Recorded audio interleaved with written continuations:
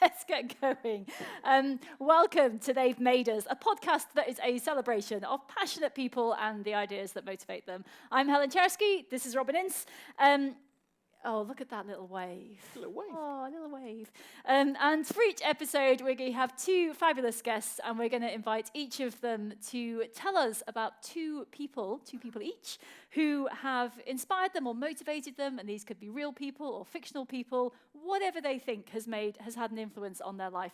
Robin and I know about one of those, but the other one is secret because producer Trent likes it that way. So what we're all about doing here is just poking around in the interesting ideas of our collective human history, because I think that's the great thing about all of this, is that none of us are alone. We are part of a species that has done many great things, and we carry that with us all the time. And so let's talk about it. That's what this is all about. And we are recording this at the Royal Institution here in London, and we've got a very enthusiastic audience. Audience, give us a whoop. That is a very good whoop. Okay. That felt like a Milgram test, the way you did that. We have a very enthusiastic audience. Give us a whoop. Well, we The could man try in the other white noises. coat told me to say a whoop, and I did. Then it led to the electroshock therapy. Carry on. Just because you were scarred by one of the Christmas lectures, you wrote. Robin was given. Do you want to tell the story? Yeah, I loved it. It didn't get scarred. I don't know if you'd be. I'll ask actually both of our panelists, even before we've. How do you feel about having a magnetic pulse to the left-hand side of your brain, the motor region, to stop you being able to talk for a moment? How would you feel about that? Go on. What do you reckon? I can't talk. What do you reckon? Would you be? Are you pro or anti? I don't know. I'd like to give it a go. Yeah. Spirit of I've experimentation. had it done to me. I loved it. Have you? I didn't love it. It Not? felt really like it felt exactly like the time I was electrocuted, trying Like to. the other time you were electrocuted. Yeah, Was exactly. this also This for a was intentional, Christmas like- lecture, brother? No, I was trying to mend my washing machine, and I forgot to take the plug out of the washing machine when you're trying to mend it. And I literally put the screwdriver in, and I was thrown back against the wall by 240 volts. And you shudder, and your brain's jarred. And that was bad, but it was self-inflicted. And then someone said, in a person in a white coat, "Oh, I'm going to do this for you because you won't be able to do your normal motor actions, and it'll be brilliant. Everyone will see that you're an electromagnetic being." And I was like, okay, thanks. Once enough. Really, honestly, it's painful and awful. I didn't find it painful at all. I think you were bringing. I think a lot of that was psychosomatic due to your clumsy mending of a. It's one of the many reasons you've never been asked to be in any pornography. You'd be the worst washing machine repairer. I'd actually mend the washing machine, wouldn't I? But no, I would recommend it. If you, I mean, check they really are a neuroscientist beforehand. You know, don't just if someone's on hey, come over here. Do you want a magnetic pulse to the left-hand side of your brain? Yeah. But I just found, because I'm not good at dangerous things, like actually what I would, physical danger, abseiling, all the kind of things you do, Helen. I don't like any of that peril, but peril of people kind of, doing brain scans on me, giving me magnetic pulses, all of that kind of stuff. I absolutely love it. I was so excited about it because we were doing 9 lessons and I was hosting for the first bit, and you arrived from the Christmas and you marched down the thing when I was in the middle of introducing someone, and you were like, "I've just had a thing. They shut me up." Yeah. They're never going to shut me up again. Because if you haven't noticed, Robin quite likes talking. Oh, I like listening as well. It's true. Yeah. It is true. It's the speed in which I talk. I think that's it. Because it was considered that when I did this show Reality Tunnel a while ago, I spoke so quickly that when they couldn't fit it into the slot that it was meant to fit into, my producer friend said normally we'd just speed it up a tiny bit and no one notices, but we found out you were already talking at maximum speed for comprehension. So I do understand that. Well, we should introduce the two guests we have on stage with us. And our first guest this week is Anjana Khatwa, who's an earth scientist and an advocate for diversity in the geographical, geoscience, and nature conservation sectors, which is quite a lot of everything. That's very impressive. And you'll have seen her on a range of TV programs, and she has a very special interest in not just having beautiful fluorescent tops, so we can all identify her in the dusk, but in sharing her love of the Jurassic Coast, which is a very, anyone who's been to the Jurassic Coast, it is really cool. It's quite a long stretch of the southern coastline, and as a northerner, I didn't know it existed for a long time, but it's very exciting, isn't it? It's the best place in the world. Okay, you can tell us about that in a minute. And our second guest this week, because otherwise we won't introduce Mark for ages, because this is going to go on for a while. Okay, our second guest will be known to many people as a past Christmas lecturer here at the Royal Institution, familiar from lots of BBC radio and TV documentaries. He is also, we're in the same Department of Mechanical Engineering at University College London. I'm there because of him, not the other way around. And I'm here because of her. We can totally do the two. Oh, it is. And he's obviously talks a lot about material science, has written some wonderful books, and now is getting interest both in compost and the circular economy and how we deal with materials and the problems that the wonderful materials create, having a downside, and how we deal with that. So he's very enthusiastic about all of that. So, should we get started? Well, I should also say, Mark, you and I once made oobleck together. Has anyone here made oobleck? You know what oobleck is? Yeah, you've made oobleck. It's fantastic, isn't it? All you need is a bit of blue dye, a bit of corn flour, a bit of water. That's pretty much it, isn't it? Much less water than you think. Yeah, much less water than you think. That's the key thing about oobleck. And we did it for a programme about the science of Dr. Seuss, which was an absolute joy to do. But tell people a little bit about oobleck and what it's actually saying about materials. Oobleck is a non-Newtonian fluid, which basically means that it behaves strangely, and it's really odd. It seems like a liquid, and you can sort of jiggle it around very gently, and it will just be like a bit of soup. And if you want to dye it blue and call it oobleck, you can. And then, but if you try, you can actually grab it with your hand, and if any kind of sharp movement, any shear movement, it turns out, it freezes up and becomes a solid. So you can grab the whole thing out of the bowl. Imagine grabbing a whole bowl of soup in your hand, and it's solid in your hand for about a second. And then it will just become a liquid again, and it just drips down your wrist. And you can put it back in the bowl, and then you can do it again. And it's just this very, very odd sensation, isn't it? It's it's that thing, isn't it, Yeah. where every now and again, like if anyone here has ever held, say, a bit of meteorite, and it's counterinstinctual because its density, it feels different to the weight you would expect. And the same way with oobleck is, that's that beautiful thing again where you realise how tuned we are to live in the culture, that everything that takes us by surprise, whether it's weight, whether it's density, whatever it is, you go, hang on a minute, I have to keep opening up my brain a little bit more to realise that perhaps the knowledge I currently have is very limited by my experience. Can I just point out the massive downside of oobleck, which is clearing it up? Because can you imagine trying to move something that as soon as you try and move it, it becomes solid, and the rest of the time it's like, I may once have bunged up the sink in the lecture theatre at the University of Cambridge when I was a PhD student, doing a demonstration to demonstrate the difference between wave particle duality, never mind. But I blocked up a sink and I left it there and I forgot it, and I got an email from the technician in for the lecture theatre a couple of days later saying, so our sink, can you come and clean it up?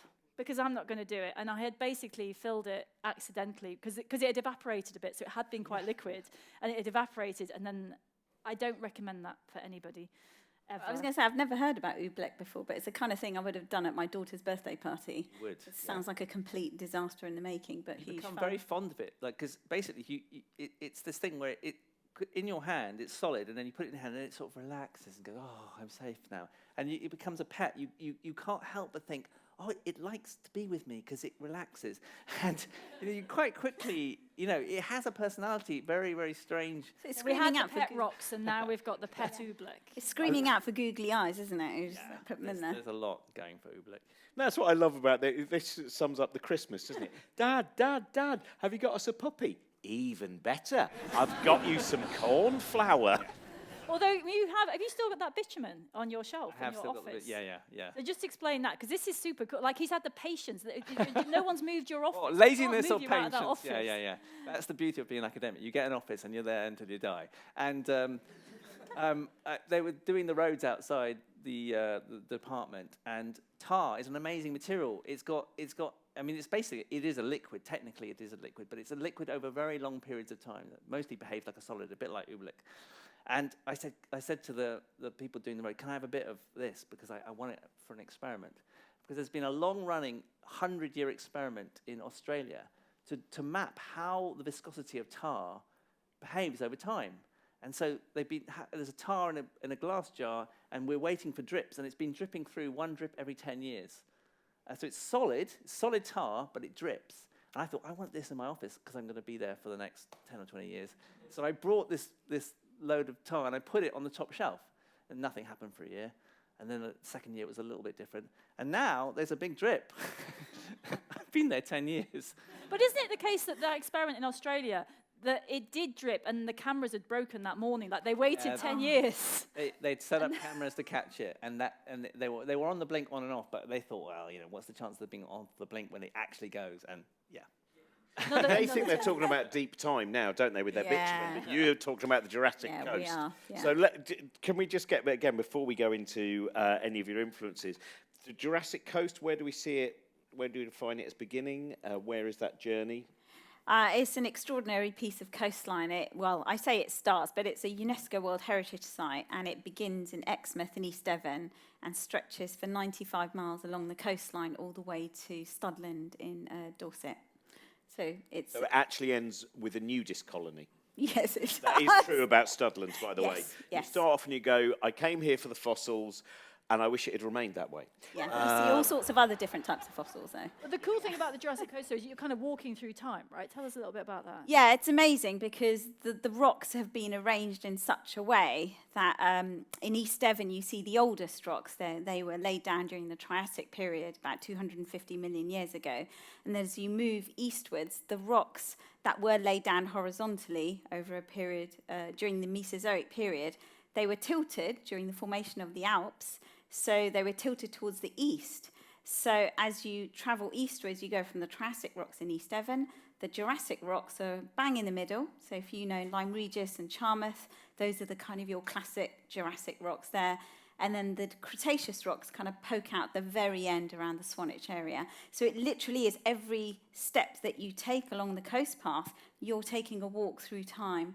And every time I do that, it just blows my mind that I think every footstep, whether you go west or east, you are moving through time and space. And it keeps falling, doesn't it? Because there was one last week, and half of this cliff just falls overnight or during the day sometimes, doesn't it? Yeah, it's incredible, Mark, because, there's no warning, and, you can see cracks in the cliffs there, but there's no warning as and when this is going to happen. And the most terrifying thing is if you're walking along the beach, people will be sitting at the bottom. Sometimes they're clambering around or knocking their hammers into the cliffs to look for fossils, which is incredibly dangerous. But when the rock falls happen, they're incredibly spectacular, and they release in certain areas. I'm not supposed to say this, but you're not supposed to go fossil collecting near dangerous bits of the coast. But when the rock falls happen, they release sediments onto the beach, which nourishes the beach. But crucially, they release new fossils that will eventually get washed out by the waves for us to find. Well, let's use that. Let's get to your first person who has influenced you then. Let's hear about her. Oh, she's a fantastic figure, and she's very special because she celebrated her 224th birthday last weekend, and she's Mary Anning. Mary Anning is a huge influence for me as an earth scientist, as somebody who absolutely lives and breathes rocks, fossils, and landforms. And I was extremely lucky to move to the Jurassic Coast, move to Dorset for work in 2004. Previous to that, I was living in the US for 4 years as a research student, not a research student, a postdoctoral researcher. And when I came to the Jurassic Coast, I hadn't been there since I was a geology student. And you go to these classic places, don't you, on student field trips like Lulworth Cove. And that's kind of what I knew. I knew about Mary Anning, but I didn't really know her. And it was only when I started to work for the Jurassic Coast World Heritage Site and walking along those beaches that I began to understand this was what her life was like. So Lyme Regis is this tiny little coastal town on the Dorset coast in England, and it's quite quaint and it's very sweet. But if you're a working class girl that Mary Anning was, 200 years ago, it was a very, very difficult life for her. She was very young. She grew up with a father and a mother and a brother. She had lots of other siblings, but unfortunately they didn't survive. But she grew up in poverty. Her father was a cabinet maker. Her mother, was walking the beaches with her father in their spare time to collect fossils that they sold. They called them curios. But when she was 12 years old, her father died. And so Mary and her brother Joseph would then walk along the beaches to find fossils to sell, to try and raise an income for their family. Joseph, her brother, would eventually go on to take an apprenticeship in cabinet making. And so it was down to Mary to generate income for the family through fossil collecting. And her and her brother were out on the beaches as kids. I mean, you go there now and it's this lovely pastime, isn't it, that you can do with your friends and family. But for Mary and Joseph, this was a real way to make money. So once Joseph went off and did his apprenticeship in cabinetry, it came to her to literally walk those beaches. And as they were children, they found all sorts of really interesting things. And it was Joseph, when he was about, I think he was about 12 years old, and Mary was a bit younger, about 8 years old, that Joseph found the skull of an ichthyosaur on Lyme Regis Beach. And at the time, people didn't understand what these creatures were. It was like this really strange, it's got a long snout, it's got a big eye, it's got sharp teeth. And at that time, people were, very religious. They believed that the earth was created in 7 days. And so these strange fossils coming out, there was a lot of puzzlement about what they meant and what they signified. And Joseph found this skull, and then Mary would spend some time, and she dug out the entire skeleton that was attached to the skull. And that brought them a lot of notoriety and fame. And as Mary walked these beaches and she crafted her skill, she began to find all sorts of amazing things that began to be noticed by the scientific community. And one of her greatest finds, much later in her life, probably I think she was in her mid-20s, she found a complete specimen of a plesiosaur, which, I've been to the Natural History Museum today. You can see all of her beautiful specimens in the Waterhouse Gallery, the Anning Gallery as it's called now. But this plesiosaur that she found at the time was really strange. And so people, the men at the time, the learned society at the time, they didn't really respect her because she was a working class woman. She wasn't educated, and she lived in this small town, in Dorset. And when she began to find all these incredible specimens, they started to take notice, but they also started to take credit. So she would sell her fossils to the learned gentlemen that would come and see her, and the gentleman would take the fossils away, and in some cases they would put their name on it and say, look at this amazing fossil that I found, and I'm going to write a paper about it and present it at the Geological Society of London. And when she found this plesiosaur, learned society at the time, and particularly one prominent paleontologist called Georges Cuvier, he contested it. He said, well, that's not what it is. You've made this up. You've put together a whole bunch of different things and made a whole new creature. And the specimen went up to the Geological Society of London at the time, where the people could debate about it.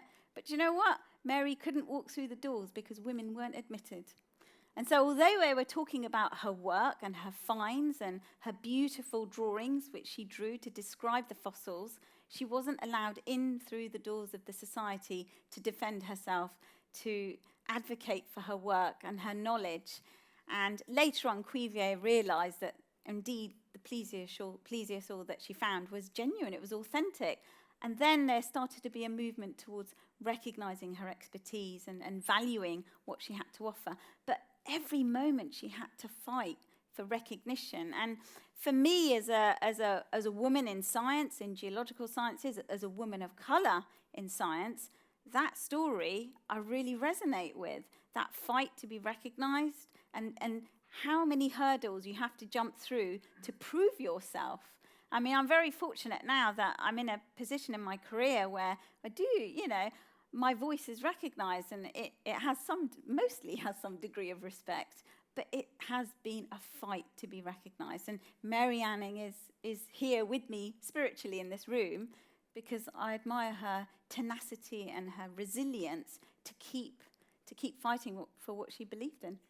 Did her story, in terms of, in the last I suppose really it feels only in the last decade, there's been a lot of stories of female scientists that had become forgotten stories that have now been brought to the forefront again.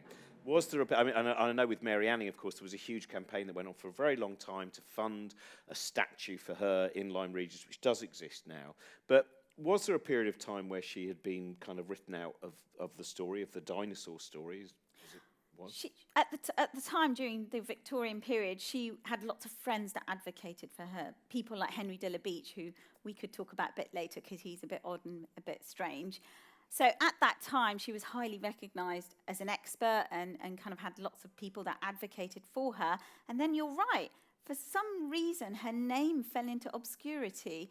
And I think that's partly down to lots of specimens that she sold, that she found, that she prepared and documented, but she sold. And because her name was kind of written out of the notes, she generally got forgotten about. So you're right, it's only really in the last decade or so that we've really begun to understand her contribution to paleontology. And the statue, if you haven't seen it, please do go. It's down to this fantastic campaign by at the time she was about 12 years old. Her name is Evie and her mother Anya, and they put together this remarkable campaign to crowdfund a statue, and it's in the most phenomenal position, looking out over the beaches that she walked about. And I kind of feel, I guess I'm choking up a bit, because when I see the statue, because we don't have many statues of women, do we, in this country? And that was such a long-fought campaign. And when you stand there next to Mary, she's looking out towards those beaches. You feel this sense of achievement for what those two women have achieved in raising the statue, but also you can walk on those beaches in her footsteps. The beaches, you know, regardless of the coastal defences and everything, all the development that's happened, you are still walking on the beaches where she walked. You're still finding fossils now, today, that she would have found, similar fossils, ammonites, belemnites, an ichthyosaur vertebra if you're lucky. She found those 200 years ago. So you're touching time in a different way. You're touching that part of human history, but also geological history. It hasn't ended, is it? I mean, that's the other thing that's a remarkable thing, is because it's always changing, it's always being chipped away, you just don't know whether you walking down that beach, because we've been down there too, you're going to suddenly come across this amazing find. So you could be her. I mean, that's the extraordinary thing, and that's not even a crazy idea. Like, so many bits of science are well trod, aren't they? And it feels like that there's nothing new is going to come out of that, you know. But this is not the case, is it? And this is a real place. Her as well. She was quite, you know. It's not just that she was walking along, looking what fallen down. She was quite, you know, fit and active and up the rocks and climbing in sort of Victorian skirts. You know, she was really. She wasn't just having a nice walk. She was working hard. Yeah, this was her profession, Helen. You know, and you're right. She was in these very kind of heavy Victorian skirts and, you know, the clothes of the time. But she was intrepid. She was up in those cliffs, and she, you know, if she saw something, she had a dog called Trey, and, you know, he was rumoured to be sniffing out all sorts of fossils. I love that idea. And she was intrepid. She would absolutely get stuck into those cliffs, and nothing would really stop her from going out. All weathers. She was out in all weathers. You know, and there's, in her diaries, I think she talks about the clay being embedded under her fingernails. And unfortunately, you know, if I look at my nails, and I've actually cleaned them up a bit today, but, you know, quite often when I'm out fossil hunting, yeah, I love it. You get your fingers in there and you know, you're scrabbling about on the beach, and who knows what you're going to find. So what's the best fossil you've ever found? Actually, it was last winter, I think, I found my very first, after, what is it now, 17 years of fossil collecting on those beaches, I found my very first ichthyosaur vertebrae. And my best friend, Richard Edmonds, who's this brilliant fossil collector, he said it was like passing my driving test. After 17 years. After 17 years of looking at my first vertebrae. I've always heard, which beach was it, by the way, just out of interest? Oh, Lyme Regis Beach. Okay. Because when I went to Charmouth, right, and we, you know, we got the little pick and all that kind of stuff, and someone said to me afterwards, yeah, there's almost nothing left in Charmouth because they've turned it inside. You've got to go one further beach up. where it's not been done as much. Right, that's a So good there's spinal columns everywhere. Well, this is a good point. I went out with my daughter the last half term and we went to Stonebarrow Beach. Obviously, there's a big landslide there at the moment, so you must be careful. Go out on falling tide, so that's our public safety message. But just on Stonebarrow Beach, we found so many little golden ammonites. They're called the pyritized ammonites. We found little crinoid fragments, and I was amazed at how much was on the beaches. And everybody was just wandering around, and sometimes you'll find something that somebody's just walked past, and you think, look at that, that was waiting for me. Have you been to that wonderful museum in Lyme Regis, which is a kind of fossil and dinosaur museum? It's not the one that's right in the front. There's one which is owned by husband and wife, and it's this wonderful museum which is, but you know the way, it has a disorder that is unexpected, but in a delightful way. It's basically, we found all this stuff, so I've put some of it over there, and I've put some of it over there, and then and it's just got it has a tremendous passion to it. Does it have a cosmic shambles feel to it? Yeah, I would say, yeah, the Shambles, most definitely, yeah. Have you never been there? I think I've been to lots of It's like places. an old church or something, I think. I have been in it, yeah. It's chaotic, it's eccentric, it's everything that we love about these British coastal seaside towns. Really, I think it's very inspirational as well, though, because you do get, sometimes you go to places that are tremendously well curated and very much saying this is the way science is, and then sometimes you go, and this is also the wildness of the mind when it goes into these kind of expeditions. Yeah, I kind of have a bookshelf that looks like that at home, with all the rocks that I found from all over the world, and they just kind of littered there with no order. And I love places like that because what they are is they're a representation of that person's passion and knowledge. And I'm sure all of us kind of have a cupboard at home, don't we, that we try and close the doors on with all our little collections. But I just love the passion of people who collect things. I mean, I'm a collector. I was collecting, I think my first collection was badges, and then it was rocks and shells and then all sorts of things. But collecting is a real passion of mine, and I can't stop myself. Whatever rock I see, the worst thing is if I'm walking out on a beach and I pick up a rock, then I'm bonded to it, I'm connected to it, and I've got to take it home. So you can imagine how many rocks I have at home now. It's dreadful. I found the other day, I was poking about in a box of stuff that come out of storage, and I found my childhood collection of rocks. And I didn't really collect things, but I loved semi-precious gems. And so there's all these sort of amethysts and bits of quartz, and it was, and I got the handwriting. I made a little thing and labelled them all, and I'd forgotten the pleasure I got from that. Just like, look at all these things, aren't they all amazing? From different places. And like you said, there's some joy in just putting them all on top of each other, precisely because it's just all of the amazingness all together without trying to sort of categorize it or sanitize it. It's just like, put it all there. Yeah. Academia, the perfect alibi for a hoarder. Well, that's what we discovered. or someone with a lot of patience. Guilty as charged. So, Mark, who is going to be your first great influence? My first great influence is Douglas Adams. Yeah, I mean, it's got to be there. And I guess, how do I explain it except for, obviously sort of extraordinary person who wrote this series of books, if you haven't come across him before, called The Hitchhiker's Guide to the Galaxy and other books. And it's the story of someone who's unremarkable, an unremarkable ape man. And as a kid, so I came across this listening to the radio, going to bed, and my mum would put the radio on for us and my brothers who I shared a room with. And now I realise as a parent, that's what you do to get them to go to sleep. You get them into bed, you put a story on, and then you leave and have a glass of wine.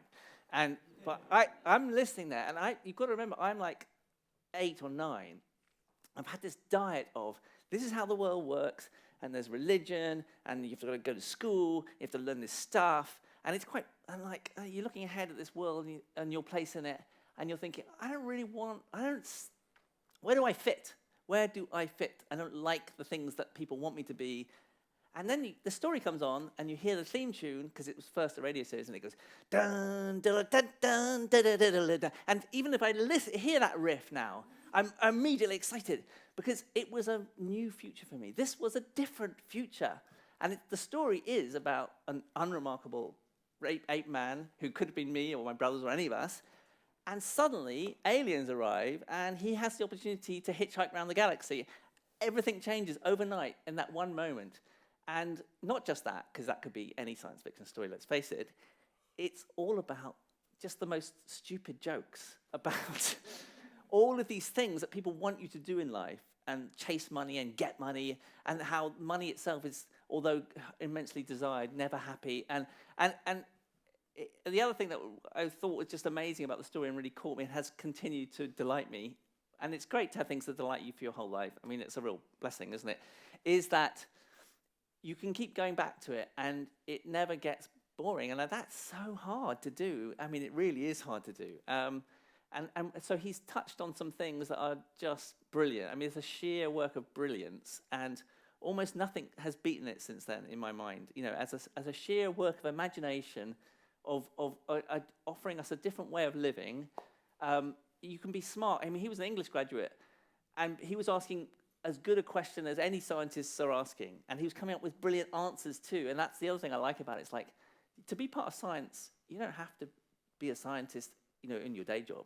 You're a scientist by the way you approach the world. You ask interesting questions. You come up with interesting answers.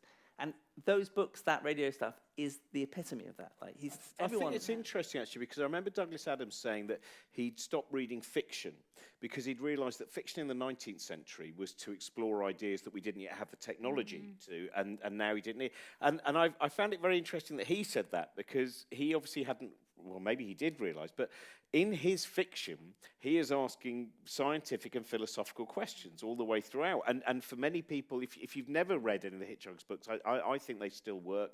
My son's read them, you know, they still... Radio. It's all about the radio. Or the radio. Well, it depends where you first came across it, because for me, it was about the book. And I lived near Rickmansworth. Rickmansworth was the next town to me, and suddenly Rickmansworth was in a book. So that immediately made it exciting, because Rickmansworth is not one of the great literary destinations, but there's a girl in a cafe in Rickmansworth who works out an idea about how the whole of the human race can be happy, and just as she works that out, the earth is demolished by the Vogons, right? So suddenly it was like, that happened in Rickmansworth in this book. And the only other thing that's ever happened in Rickmansworth is Andrew Ridgeley from Wham started an unsuccessful wine bar. Those are the two great cultural achievements. So from that, I was hooked. But then, so many of the ideas that appeared to be absurd, and then you find out, well, they're as absurd as theoretical physics is. Yeah. You know, that's an amazing thing. But the great thing, and it's interesting, you can tell from the reactions of the audience. So I know the entire thing off by heart, and we can quote this. But what's interesting is you can tell from the audience, like you said, Rickmansworth, 75% of the audience were like, yes. The other 25%, I have got no idea what you're talking about. But isn't it incredible? Because that was 1978, I think the first radio series came out. So, you know, all these years later, this is still quotable by a significant fraction of the population because it's so memorable. Once you like that thing about a lot of people were unhappy because of the movement of small green pieces of paper, but on the whole, it wasn't the small green pieces of paper that were unhappy, right? Things like that, you just carry with you. That thing about Ford Prefect says, Arthur says, I don't like this, it's like being drunk. And Arthur says, what's so bad about being drunk? And Ford says, you ask a glass of water. Took me 10 years to get that joke. But and it's one of those things you can listen to. But as a piece of like cultural, and it was such a short thing in retrospect. You know, there were, I think, was it 18 in total? And yet it's so influential. It's astonishing. Yeah, it is astonishing. And as you say, the philosophical questions they still are important today as they were then. And the answers, because they're absurd in the book, don't age, because most of the answers we've got today are quite absurd, really. So, you know, there's in the book, they search for the ultimate meaning of life, the universe, and everything as part of the quest of going around the universe. And they actually find it. It turns out there is an answer. And then they find it, and it's 42. And Arthur, the ape-man sort of, lead figure in it, is like furious that the answer could be so trivial. And then the computer which came up with the answer says, oh, no, but see, this is the question. You haven't really resolved the question. And that's such a classic science thing to say, which is, if you're going to get a nonsense answer if you ask the wrong question. You have to work out what the right question is. But I think it also so sums brilliant. up something else, which the quest itself is more interesting. I think if we ever come up with an answer to what is human consciousness, no one will be excited by whatever the equation may be. It was the journey of the questions are. So I think that is such an important thing. And also the commentary, the commentary, because the consequence of that is that while the computer is working out the question, a whole load of pundit gets. I mean, it's basically Twitter. It is basically Twitter. I mean, he did actually. He really anticipated predict quite a lot Twitter. And also, he predicts a lot of technology. He does predict a lot of technology that can do. So he predicts that there's going to be these amazing ways of getting around the universe by these hyperspatial, something like that. Looked at it, and it's invented by a group of scientists, and they're all trying to do it. They're all trying to do it, and then finally they get drunk and they go away and they say it's impossible. And then someone does it by just sort of reverse engineering with a cup of tea, and they first of all they're all really excited, and then they say no one likes a smart ass, and it's like there's so many true. truths. It's so true that Yeah. actually the people who discover these amazing things in the end don't end up with great deal of glory, because actually no one really does like a smart ass. Actually, it turns out we humans are quite fickle, even though we want this technology and we love it.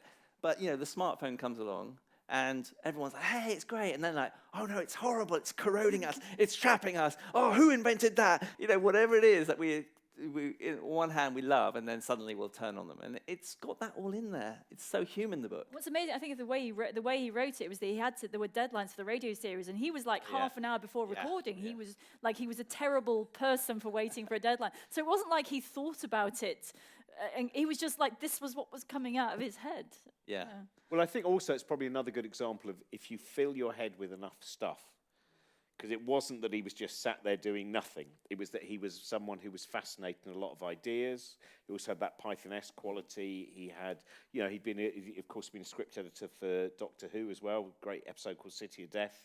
And, he was filled with stories. And then suddenly, even though the writing led to him having to be locked in hotel rooms, by publishers, because he was so far over the deadline and all of those things. But I think what comes out in the end, and I think it's a great sadness that he died so young when he became so fascinated with what was going on ecologically, and The Last Chance to See, which he considered to be his greatest work. Here are the creatures, here are the living things that are dying out. Again, he was way ahead of the time, right? He wrote a book about Last Chance to See as a kind of basically prodding people satirically to go, look, we're destroying the planet, and this is crazy, but didn't do it in a kind of finger-wagging way. Did it in a kind of, I'm going to go to these places and I'm going to see them for the last time. And, I think that, we're missing voices like him at the moment. It's hard to navigate the kind of very extremists' voices out there. They're dominating. And I think Douglas Adams was this incredibly sane, wise, funny person. And the funny wiseness, that combination is something that I feel like you should be allowed to be funny and passionate. Like, it doesn't make you a less good scientist because you have a weakness for, puns or jokes, right? But it's all about humility as well, And right? humility, It's like this guy in a dressing gown who's just lost in the universe, no idea what's going on. Just wants a cup of tea. Just wants a cup of tea. Yeah.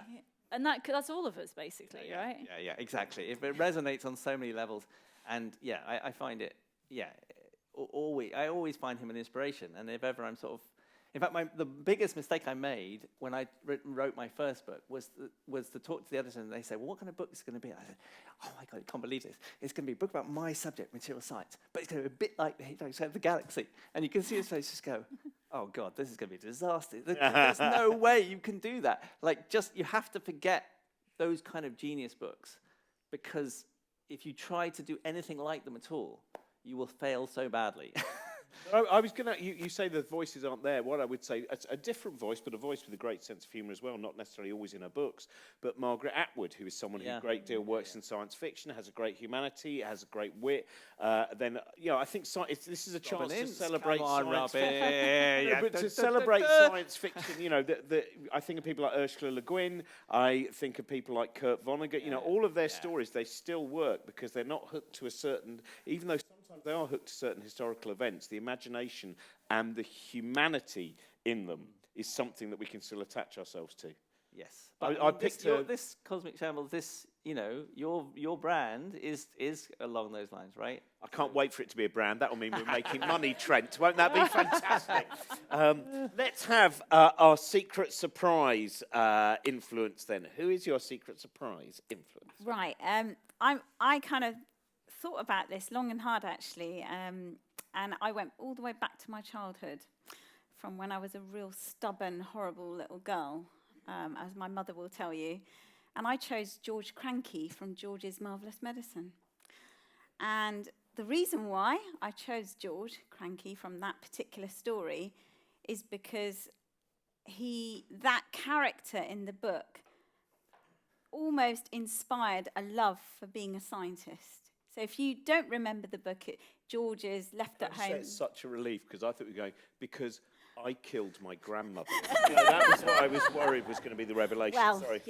my grandmother was a character, let's just say that. Oh, so that is part of it. Well, You didn't want to. You tried, but you were less successful than George. Yeah, I didn't get the boot polish right for some reason. I grew up in a house with 7 people living in it.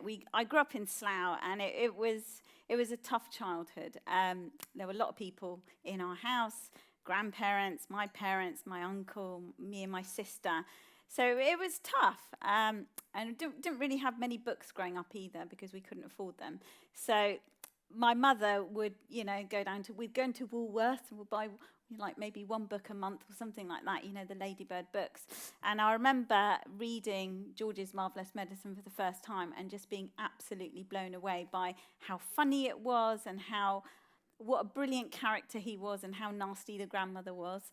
But essentially what that book did for me was it kind of fed my curiosity about being a scientist, because essentially the book is all about George, who wants to knock off he wants to get rid of his grandmother, who's not a very nice person. She's not a very nice character in the book. But he concocts this medicine to replace the one that she has every day. And so he goes around the house, and the brilliant thing is when I was probably about 8 years old, Jack Honoré did the version with Rick Mail. So you can imagine reading the book and kind of reading about George concocting this amazing medicine for his horrible grandmother, and then you watch Rick Mail actually making it on television. I mean, that was brilliant. You wouldn't be able to get away with that now, because you have kids, putting paint and all sorts of lipstick and, So just for those who aren't quite as familiar with the story, as this is going on, George is kind of looking around the kitchen. He's testing it out on the chickens, right? Yes, that's right. One chicken grows. Yeah, the neck grows long. I mean, in a way, it's quite. Sometimes I wonder how.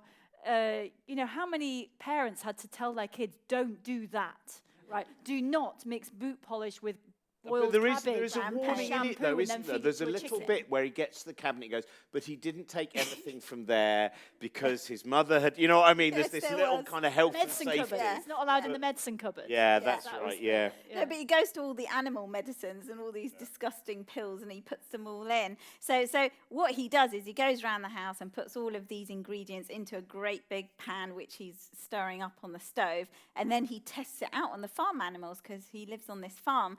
And so he's testing things out. And like you say, Helen, the chicken grows a great big neck, or another chicken grows great long legs, and he's testing it out, and then eventually he gives it to his grandmother. But I think as you're reading that as a kid like me, who was just emerging into this awareness of asking questions about the world around us. So we talked earlier about what makes a good scientist. Well, actually, curiosity about the world around you.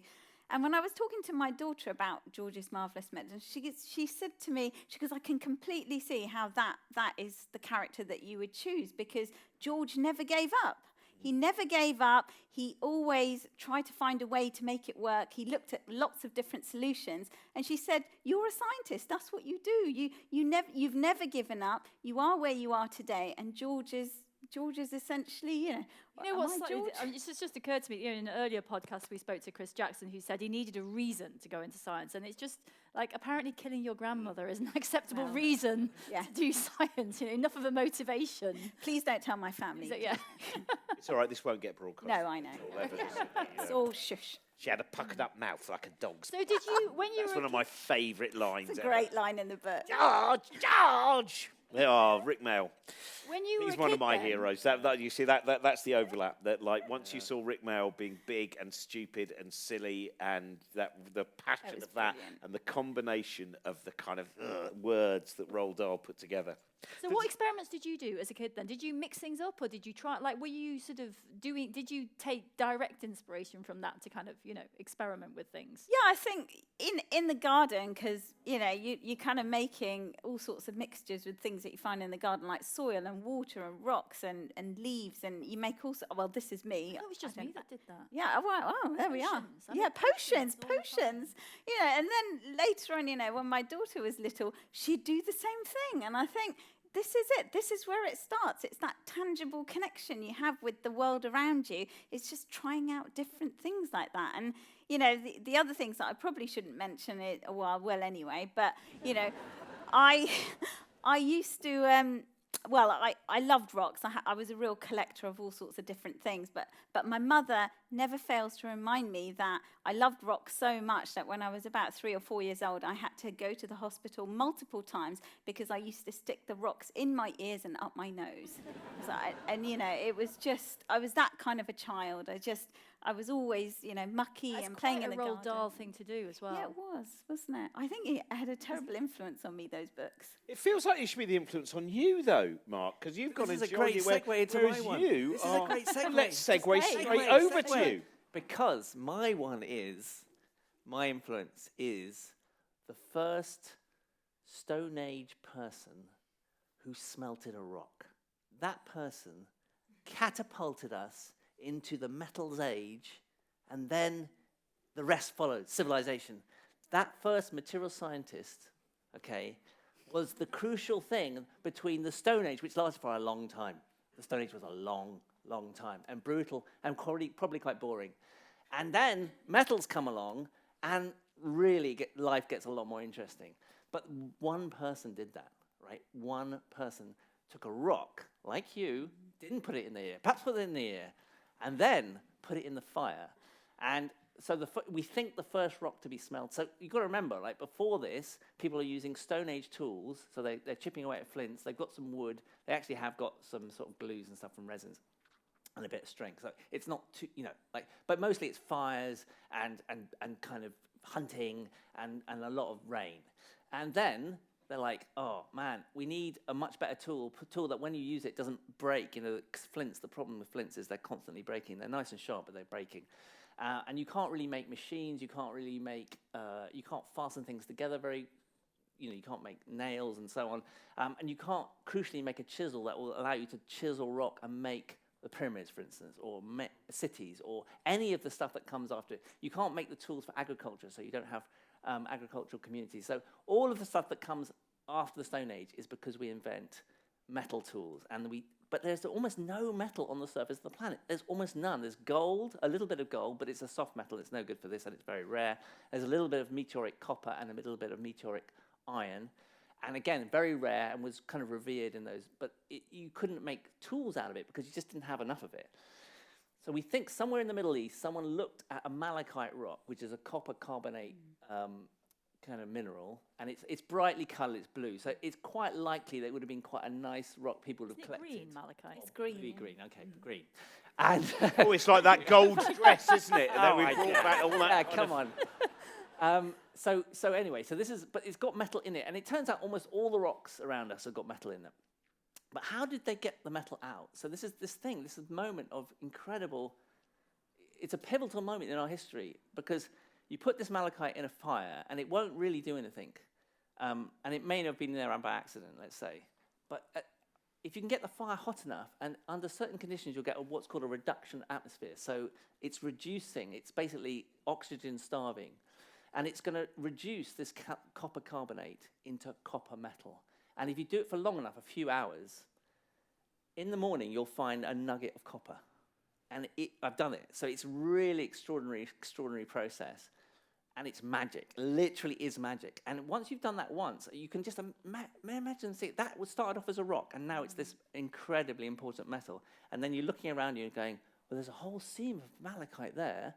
And you start making more and more copper, and we have the Copper Age, and everything changes. And as soon as you know one rock can do that, of course you've got to try all the other rocks. And so you get the Bronze Age, which is another massive step forward. And then you get the Iron Age, which is another massive step forward. And that's why we named the Age of Civilization after metals and materials, because they are this enormous leap forward. But that one person, saw it, did it, and they must have done it. I mean, they had to be curious. They had to see the result. They had to. But isn't it likely That's a that this is modern kind of mind. about observation? That actually Yeah. part of the origin of this is that probably someone was making a fire, they left it, they set it up, they put some malachite on it, and then they noticed. Yeah. And it's that, Yeah. that's a bit funny. Yeah. And it's that moment of actually not just assuming the world is as you know, but going, that doesn't fit. And that's why they're the first. That's why they're a pivotal scientist, right? And that's also why that's how I basically like to work. I like to do. I really like to do. I like to discover. I like to experiment. I like to find things out. I like to have accidents that are sort of, mostly go wrong, but occasionally they go right. And I think this is the home actually of the demonstration, right? And that was the ultimate demonstration, right? This first smelting of rock into metal. Well, you've also had quite sort of visceral experience with metals. 'Cause didn't you have an experiment a few years ago where you made spoons of different metals, and you had a thing where you could actually experience that? I mean, it was a great. I mean, you can explain it, but what I remember being impressed by was that there was something there that wasn't going to be a thing you could measure with some kind of micrometer in a lab. It was like it was going to be a human thing that might be different for different people. Tell us about that. Yeah, so in UCL, we built up this thing called a materials library, so we're collectors, and we have thousands and thousands of materials. And when people come and visit, we noticed one day that someone was licking the samples, and we were like, please. Is that a geologist? Well, it was actually an artist. We were like, flamboyant clothes, looking a bit, And don't lick the samples because it's like health and safety nightmare if you get ill. I don't know who's liable. It's probably me. And they were like, they kept licking, and we're like, okay, if you stop licking, I will try and find out why different metals taste different from each other, because they were asking that question. So I go away and do a literature search, and it turns out no one had actually done the experiments to work out why does copper taste different from iron, taste different from zinc. No one's done it, right? So I'm like, immediately, this is a brilliant thing to do. So I get some funding. A miracle in its own right, that. I want to see that. I want to see that grant proposal. Leave it him. Got this great idea, right? Yeah, but then we find out that we have to talk to a psychologist, because actually tasting, of course, is in the brain. So there's physiology involved for sure. There's chemical potential on the surface, so that's there for sure. But it's a lot of brain, so we have to get a chemist, a material scientist, and a physiologist, a psychologist, together for this research. What a great opening to a joke. Yeah. And we made a set of spoons of different materials, and we got a whole load of things, a whole load of volunteers to taste them and to tell us what they tasted like. And we discovered why different metals taste different from each other. And it was a really fantastic experiment, and we got really good science out of it. But we also were contacted. It's because there's a chemical potential, reduction potential, basically, on the surface of the metal as you put it in your mouth. And it turns out your mouth is a chemical potential sensor. It turns out you are very, very sensitive. So even if you've never tasted zinc in your life, you blindfolded can tell the difference between zinc, copper, and iron, because you have actually a very, very, very sensitive chemical potentiometer in your mouth. And that's an extraordinary thing anyway, because everyone talks about salty, sweet, and all the other things, but you have so much more. So Mark, we what spoon would you recommend to help my daughter eat more spinach? Spinach, yes. So zinc spoons. Without obviously, do give you a sort of sweet profile, actually. So if it's not sweet enough in the mouth, just putting a zinc spoon with something that's sort of savoury gives you a sort of sweetness. And in fact, we thought of selling this to soft drink manufacturers to put a zinc top around a can, so you could reduce the sugar content and still have the sweet taste. And no one was interested. We also we gave a talk about this once, and in the audience we were talking about all these discoveries we made in this research project. And afterwards, this doctor came up to us and said, "Have you tried it on people who are ill? Because there's a lot of anecdotal evidence that when you're ill, your taste buds change, and you know it, actually. Sometimes, maybe you've all experienced it. You think, there's a funny taste in my mouth, and food tastes a little different, and then you get ill. And so we've actually started an experiment now, which is testing people with UCL medicine to see if we can detect whether taste bud loss is correlated with different medical conditions. And I think, so that one moment of just experimenting and asking the question has opened up this whole area of just interesting science, medicine, and law. So a Michelin star chef came up to us and said, "What would it be like if we had different spoons for different dishes?" And we with Heston Blumenthal, we did a whole meal where we where we paired up metals for different dishes, and we found that gold is the best for dessert. By the way. Yeah, that's what Yeah. we did a monkey cage on that, Yes. and the best thing to eat a pear with is a golden spoon. And very- of course, ah, Brian very- went, "Yeah, I know. No one else did." Should we just made a perhaps fortune. do the public service safety thing? And are any of these metals that people might lick toxic? Is there anything that people should not lick because it's going to be They toxic? wouldn't let us do the lead spoon. We put it through ethics, of course, and we were. And the ethics committee They said said no. Well, I think the risk is actually quite small, but yeah, you're right. Don't lick lead. I mean, copper. Actually, you get quite a lot of copper and brass cutlery in certain restaurants. Anyway, culturally, there are. Some. Isn't there something? Is there a type of drink, a Moscow Mule or something? You're supposed to have in a copper. And I know, Yeah, and the only reason I copper- know because I've got a copper cup that I bought to do that experiment, and I've never done it. But Yeah. I've got these copper. So copper's not. Because Well, don't you copper- poison snails with it or something? Yeah, copper's very active, and in fact is antimicrobial and antiviral, and so people often coat things with copper that they want to be self-cleaning. And so we have a lot of interaction with copper, and we've evolved with it. So it's although it's a very active metal, it's not toxic to us under those conditions. It's mostly the metals that seem to be most toxic to us are ones that we haven't evolved any kind of interface with. So we haven't sort of got the kind of, well, they seem to, they muck up our system because they basically bind to things that we haven't developed ways. So for most metals people might find in their lives, Yeah, I mean, Have iron. at it. So, for instance, you can have an iron spoon; it'll rust, but that's not going to be toxic to you. But it tastes really strong. But you have to remember that in the history of the world, mostly people were eating soup and gruel. That's all they had. Most of us lot would have been eating gruel and soup for most of our lives. We'd have been agricultural workers, but happy probably. We had a lot of cider. But the taste of the spoon would have been the dominant taste. It would have been because it's very strong tasting iron. Or wood would have been the other material, which is another very strong tasting. So when stainless steel comes along, and it's first of all, it's a miracle. So it's absolute miracle, the idea that you can make steel not rust. And B, it solves this problem of tasty spoons, because it's almost inert, like you almost tasteless. Not quite, but it's almost tasteless. And not just that, but it was made democratic. Like everyone has more stainless steel spoons in their life than they know what to do with, right? Like you don't check in the morning if someone's stolen your stainless steel spoons. You go to a canteen, there's a whole load of them. No one's worried they're going to put them in their pocket. you know what? I think in our department in the kitchen, Well, I think they check whether someone's That is stolen actually spoons. true. Yeah, people are starting to steal the spoons. That's how hard our academics are, okay? But So wish this talk was going to end with you playing the spoons. I'm disappointed by that. There is actually Private Eye has a little spoof column, Yes, doesn't it, called yes. My Favourite Spoon, in which a celebrity is asked about their Yeah. favourite spoon. And the know. fact you've actually made that reality in the Royal Institution pleases me no end. But that's great. So basically, I mean, but no one's selling these yet. Then no one's Yes, they selling are. sets. Oh, Could you that's buy a another set thing. of cutlery? I feel really bad about this because Zoe, who's a co-director of the Institute Making, when we first did this experiment, she was like, we should sell these. We were like, don't be so. No one's going to buy a set of spoons like for their home. And we basically took the piss out of her, and she never pursued it. And then the other day, I was doing a search for spoons. I don't know why I was. And I kid you not, you can buy a set of spoons of different metals out there to try out on your food. If anyone Now, is someone is looking already for it, selling like this. my birthday is in So- November. Someone has monetized this research, and it was done with public money, so perhaps that's fair enough. Everyone is now contemplating that. You know, I once sat next to I think he was a theology student at university at dinner, and he didn't say anything for the whole dinner.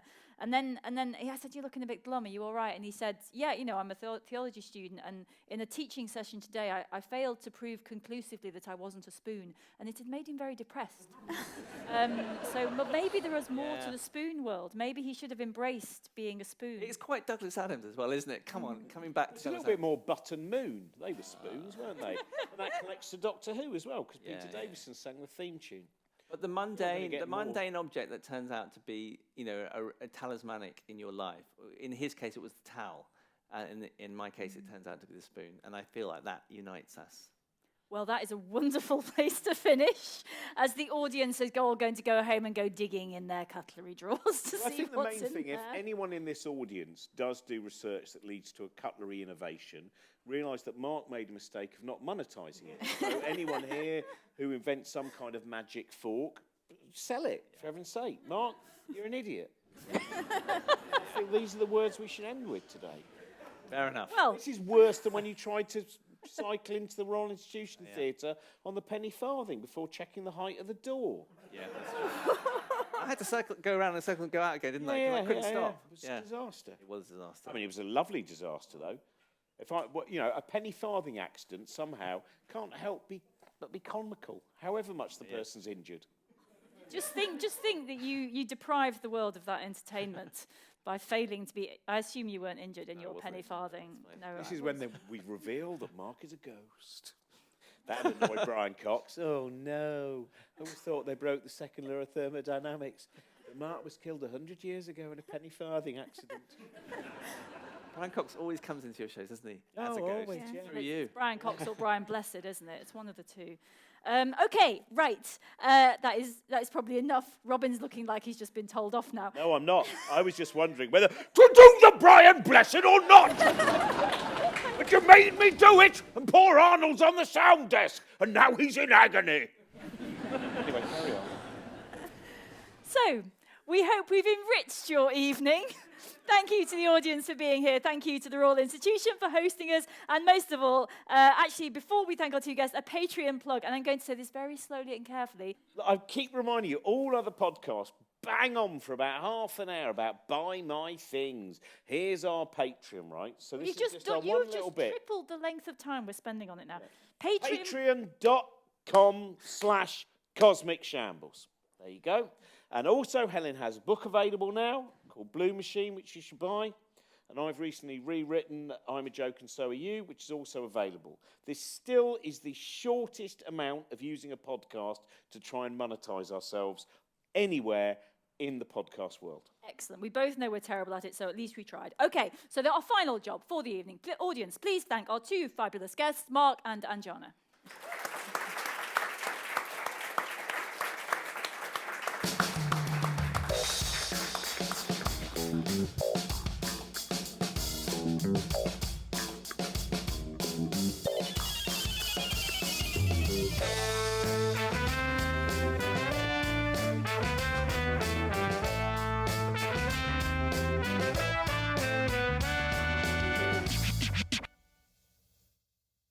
Really hope you enjoyed that, and we've got loads of other new ideas coming up. We've got quite a few things that we've made already, and we've got plans to make a lot more things. And if you can help, it would be great if you could go to patreon.com/Cosmic Shambles to help fund all of our big ideas and some of our quite small ideas. And if you can't afford to, that's absolutely fine as well. Obviously, we want to make these things as free as possible for as many people as possible. But if you can subscribe, there'll probably be a subscribe thing there, or there. That will be fantastic as well.